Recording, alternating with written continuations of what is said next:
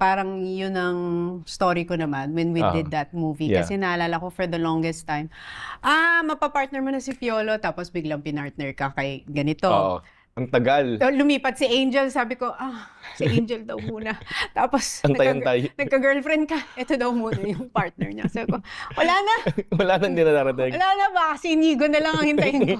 Hindi na ata ako mapapartner dito hanggang sa yung 2014. Yeah. I guess it's, well, yun yung safe to say na everything is in God's time. Yeah, life-changing. No matter what you do, no matter what you say, pag hindi pa tapos si Lord sa'yo, or pag may plan siya sa'yo, wala kang magagawa talaga. So, babalikan natin ng 25, pumunta ka sa church, tapos nagbago yung life mo kasi ano yung na-realize mo nung unang pumunta ka sa church? Naalala mo pa ba yung narinig mo na sermon, na Hindi. sinabi, or yung song? Naalala ko, the moment I went there, the moment na pumunta ako sa church, no turning back. I accepted right away, full on. Tapos nag-hardcore Christian pa ako. And then, pinagagalitan ako ng mami ko kasi sabi niya, you don't have to preach. You don't have to tell us off. Parang high and mighty tingin mo sa sarili mo pag Kristiyano ka na. Sabi sa akin ng nanay ko, just live your life the way you should live your life and let it be your testimony. You don't have to talk to us about God. Ganon. So, anong na-realize mo nung 25? Kailangan mo ng core, kailangan mo ng center, kailangan mo si Lord sa buhay mo. Diba? And that's when I felt na parang yung sa dekada 70 kasi, when I got the awards, doon yung turning point ng buhay ko. Sabi ko parang, ang empty pala ng pakiramdam, parang pag wala kang Diyos sa buhay mo. So sabi ko, when I accepted Christ, and that's when I felt na parang, kaya pala ako nag-artista, kaya ako pala ginagawa yung ginagawa ko is because of God's purpose. Na it's not my purpose, but His purpose. So ever since then, sabi ko, I always ask Him, guide me, guide me. If this is your will, then I'll stay, even after starting over again. Hindi naman mataas yung tingin ko sa sarili ko. I just felt na parang pagod na ako. And yet, hindi pa pala tapos si God sa akin. Diba? So, ang sarap lang na may ganun, diba? Ang sarap na may center ka. Pag wala ka kasing center, maliligaw at maliligaw ka, obviously. Lalo sa industriya na. Lalo sa industriya natin, madaling makalunod. Sa maraming bagay. Sa maraming bagay. So, ba't ka Sa fame. nag-artista? Anong edad mo naramdaman na gusto mo mag-artista? Bata pa lang ako. Pag nag-workshop kami sa school, sa St. Francis, sobra akong happy pag workshop. It's a therapy for me. Parang it's an outlet. So kaya ako naisip na, mag-artista ako kasi mahihain ako di ba? May pagka-introvert din ako. If you don't talk to me, I won't talk to you. Doon ko na-realize na yung naging Kristiyano ako, kaya pala ako nag-artista because may purpose si Lord sa akin. Nung college ako, UST, nag-audition ako sa Teatro Tomasino. Yun ang way ko, kaya ako nakapasok sa ABS. I was part of Atiba pa, the children's show. So for 3 years, I was there. And then nag-audition ako sa Star Circle. Sino ka batch mo? Sila Donita, Jackie Forster, Jessa Zaragoza. Tapos pumunta ka na ng Amerika. Tapos pumunta ako Amerika. Kailan ka naging daddy?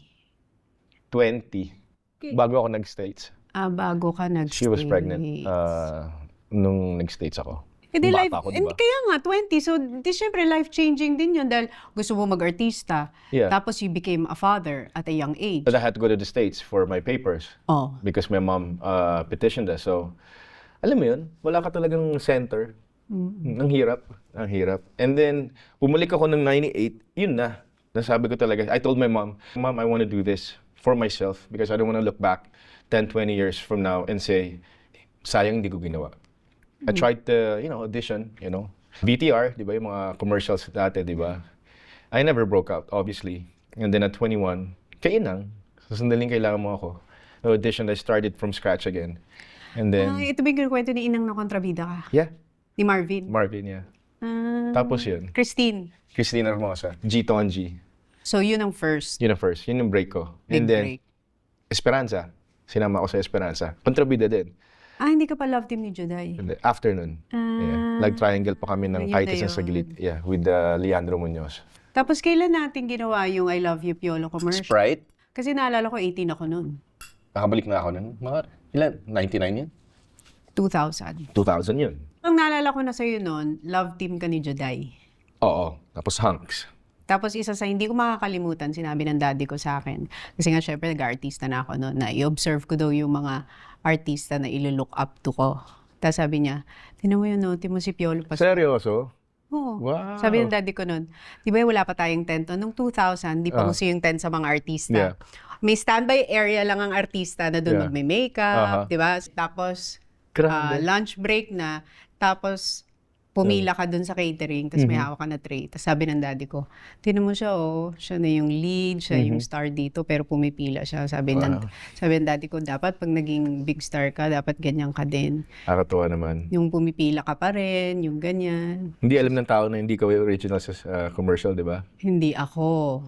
Alam mo bang 10 ang tinaray nun?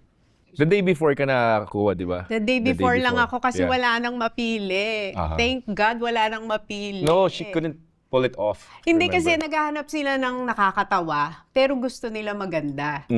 So sabi ko, wag na kayo maghanap ng maganda. Hanapin nyo na lang yung nakakatawa.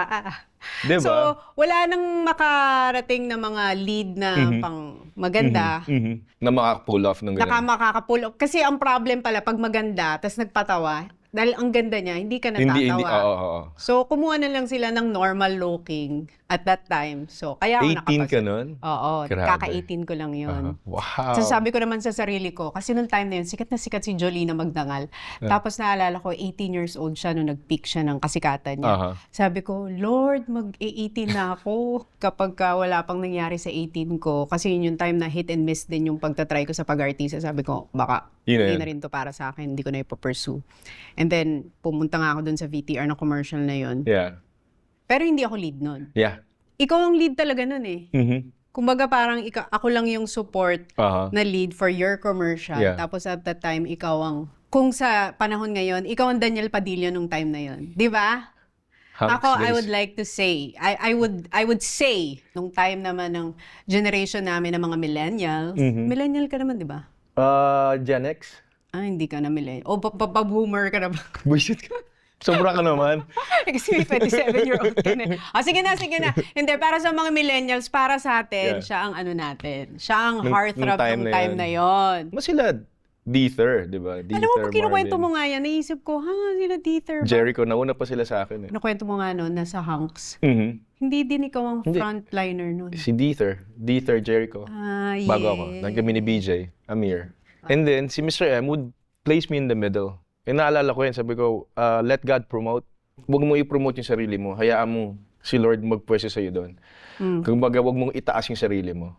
Kasi i-humble ka ni Lord. So, okay, being in the side, di ba? Nandun ka na sa sidelines. Kasi mas masarap yung ibibigay sa'yo na hindi mo hinihingi. Pero alam mong, nandun si Lord para i-promote ka. Di ba? Gigets ko na ngayon. Kaya siguro, pag dumadaan ka sa mga controversies or any issues, na ma-manage mo siya in a good way. Yeah, it's always a mystery to me, you know. It's still a mystery. You know, I've lasted this long in showbiz, yet I still don't look at myself as an artista. You know, it's more like a day job, diba? So I don't bring it home. You know, if it's the way it is, ganun talaga you know. Kailangan mo daanan yun and you just have to have faith.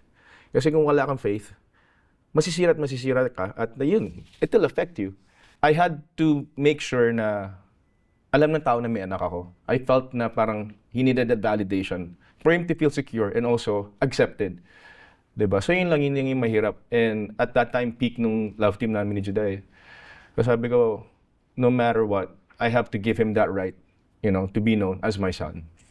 Yun yung naging parang mahirap na challenge for me. Paano mo i-manage yung baka mawalan yung popularity mo, di ba? Tapos may ka-love team ka, tapos binatanga ka pala, ganun. So, paano na yung naging relationship mo with him after that? Sarap. Ang sarap ng pakiramdam na pagkasama ko siya, wala akong kailangan isipin. Hindi ko siya kailangan i-defend or hindi ko siya kailangan i-explain sa tao. He's my son. So, ano yun naman